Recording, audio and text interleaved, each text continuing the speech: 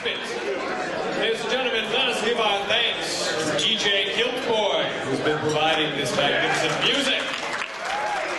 Yes, that's right. And of course, to Circuit 6, makers of Mixing Cable, for providing our sound, light, and technical support. Now, as you know, ladies and gentlemen, we here at Dorian's Parlor are not simply patrons of performing arts. We enjoy literature and intellectual pursuits as well. So now, ladies and gentlemen, we have for you a reading by author Robert C. Roman, his book, Christmas Evening Vigil, which will be followed by a short question and answer session. So, ladies and gentlemen, gather round and prepare for some intellectual enjoyment. A round of applause for Robert C. Roman.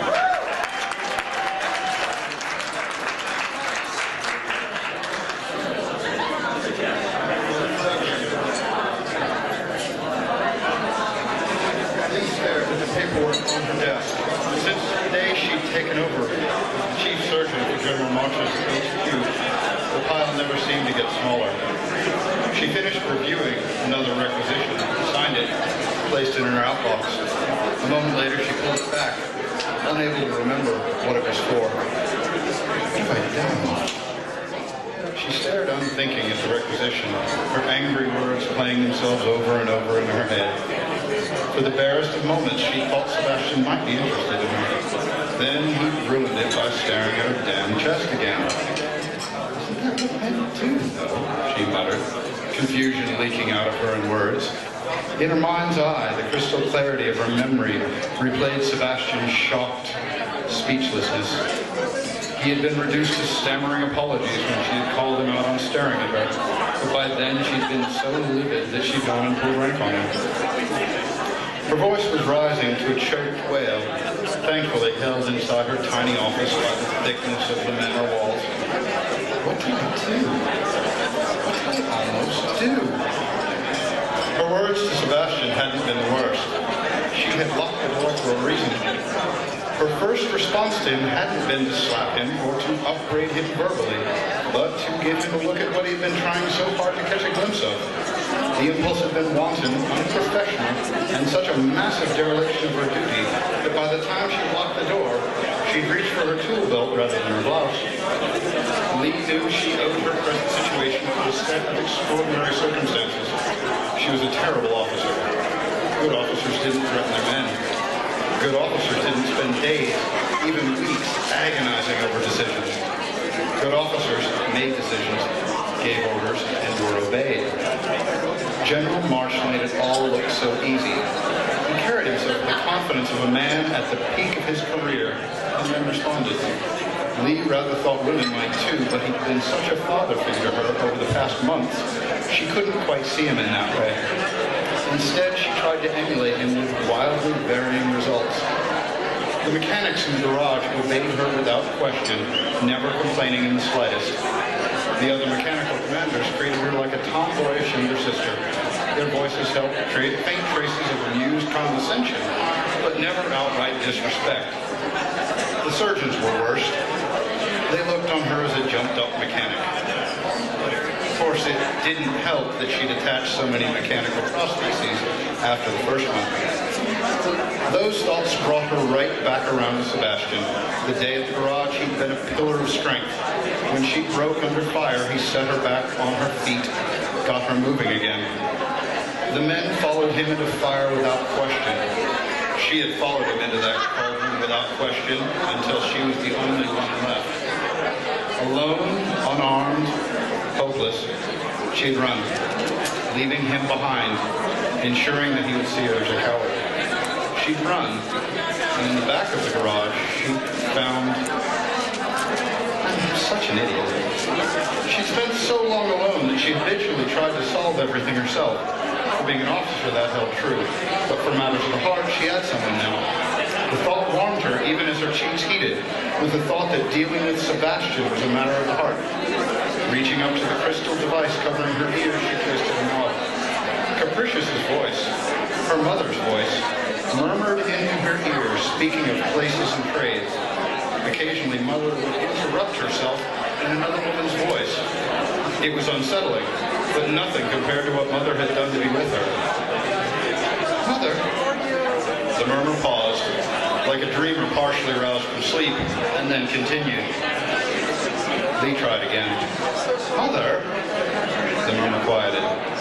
Lee got a sense of a mind honed by training and focused by circumstance, bearing down on her own. Her mother's voice was crisp, strong, and confident. Yes, daughter. I need advice. Tell me. Lee did. She told her mother of her first meeting with the young soldier, where she took inexplicable delight in discomfiting him. She told of the desperate fight at the garage where she had broken and he had picked her back up, set her to rights, and fought until he fell defending her. She told of the aftermath, months spent visiting him daily, performing surgery no less than 5 times before she was certain he would survive. Finally, shame thick in her voice, she told of the events of the day, her voice quiet as she confessed her desire to have done with the uniforms, the propriety, and anything else that might stand between she and Sebastian. Through it all, her mother remained wordless, the only sound quiet, insistent noises of encouragement when Lee faltered. At the end, there was silence for a dozen heartbeats. A quiet hiss of static filled her ears, and Lee realized her mother was sighing. Mother? I'm here. What should I do? Child, I'm not the best to ask on this matter. Why not? My record with men isn't stellar. What do you mean? I know he's your father, but David Abrams is an ass. Oh, Sebastian's not like that, Mother. He's a real hero.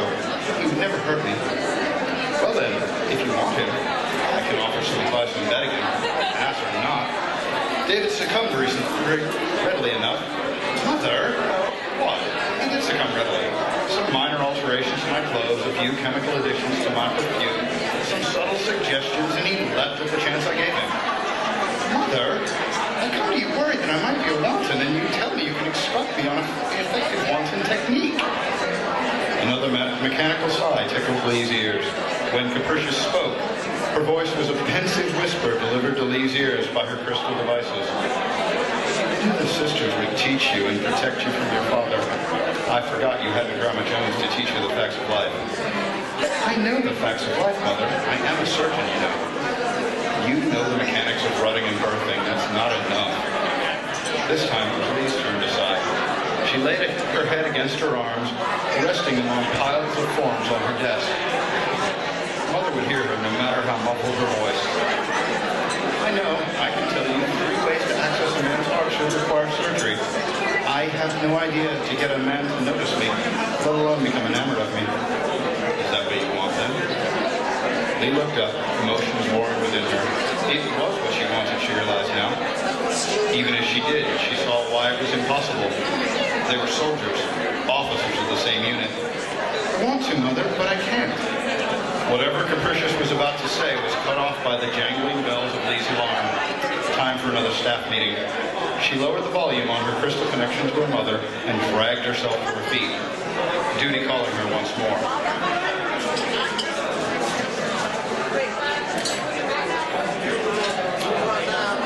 Sebastian walked into General March's office, back stiff and head held high. He imagined this was how it felt to walk to your own execution.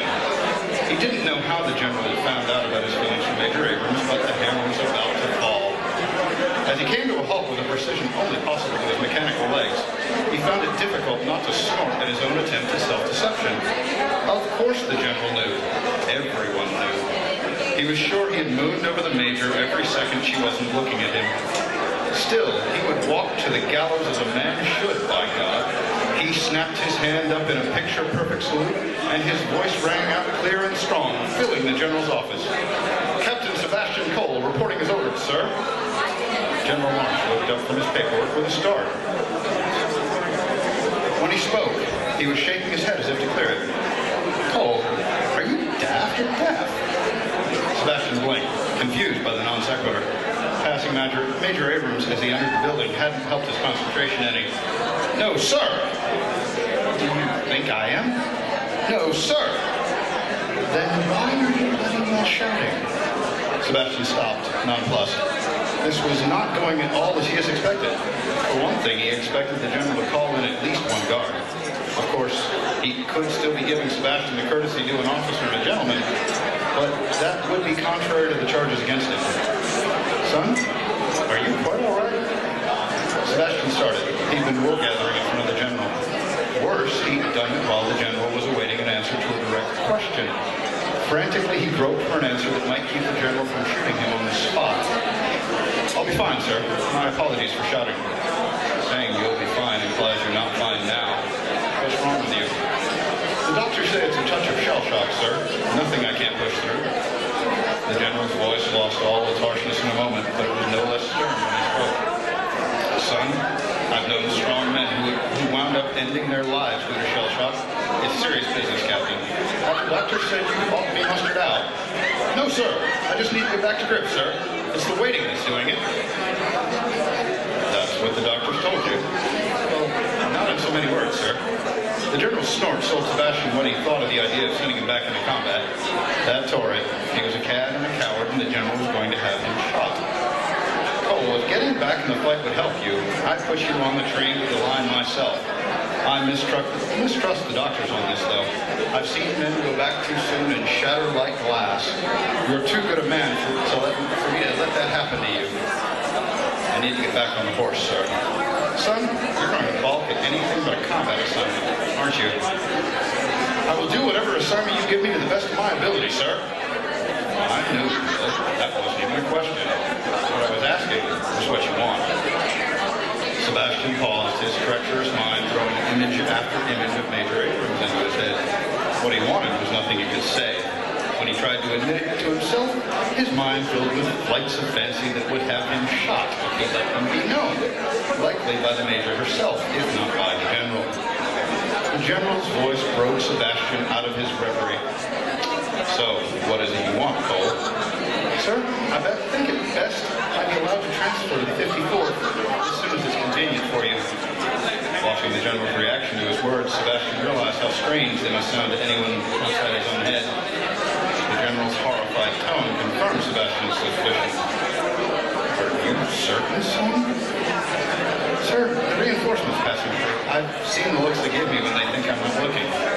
They're in awe of you, Cole. By now, everyone coming over has heard of you. If I were smart, I'd order you back to Washington with these. General Marsh rustled the papers on his desk and let them send you on a recruitment tour. The General lowered his gaze to the portfolio of plans on his desk. You don't want to go home, do you? Sir, no matter where I go, I'll still be in the garage. I don't know if I'll ever get out, but I don't think the way out is back in Sillersville, sir. General Marsh shook his head. When he looked back at Sebastian, his eyes telegraphed his resignation. So be it, Cole. Work with Smithers on the transfer papers. I'll sign them, and we'll get you to the 54th with those mechanicals from HQ.